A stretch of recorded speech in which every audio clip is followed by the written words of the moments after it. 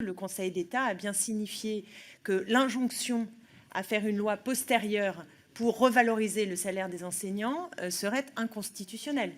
Donc c'est un recul et qui montre le niveau d'impréparation du projet de loi dans lequel on se trouve. Et je signale, si vous ne vous en êtes pas rendu compte dans la bulle macroniste dans laquelle vous êtes, le niveau de colère des enseignants face à votre contre-réforme. Et je veux donner un exemple parce qu'à un moment donné, il faut être très concret.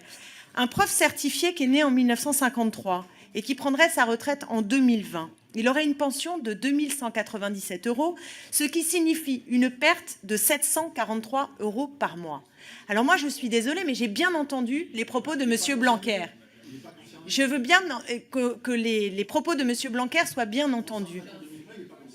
Prenez le micro, on ne vous entend pas. Donc n'hésitez pas à ne pas perturber quand nous parlons. Nous avons de nombreux députés qui parlent pendant que nous parlons, mais qui ne prennent pas le micro pour exprimer leur point de vue et défendre cette réforme si mirifique. Ils le feront donc qu'ils nous laissent quand nous ils le exprimer. demanderont.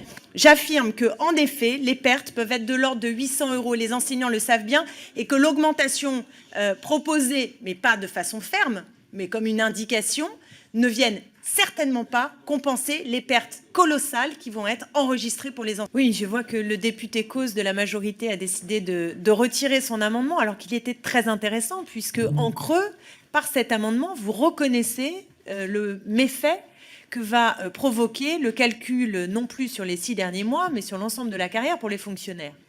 Alors, je voudrais rappeler mon exemple pour mon collègue tout à l'heure qui m'a interrompu, mais hors micro, Jacques-Marie Lossian. Je reprends mon prof certifié de 1953 qui prend sa retraite en 2020. Et j'insiste sur 2020. En effet, il n'est pas concerné par la réforme. Et donc, aujourd'hui, il va toucher 2 197. Mais si on projette son niveau de pension et qu'on le projette dans le nouveau système, là, on observe que sa perte est de 743 €. C'est ça la réalité. Donc vous le savez très bien que les fonctionnaires vont perdre. Malheureusement, M. Causse a retiré de façon zélée et docile son amendement, mais la préoccupation et l'inquiétude sont là, sur les bancs de la majorité, qui vous soutiennent, mais qui savent pertinemment que le manque à gagner va être considérable pour les fonctionnaires et que l'engagement est nul du gouvernement pour compenser. Et chaque député est libre de son choix. Et alors tout à l'heure, vous avez supprimé ces dispositions pour les réintroduire. Donc on revient au point de départ, c'est assez simple. Vous êtes en train de faire adopter quelque chose qui risque d'être inconstitutionnel, comme l'a tout à fait et bien explicité le Conseil d'État.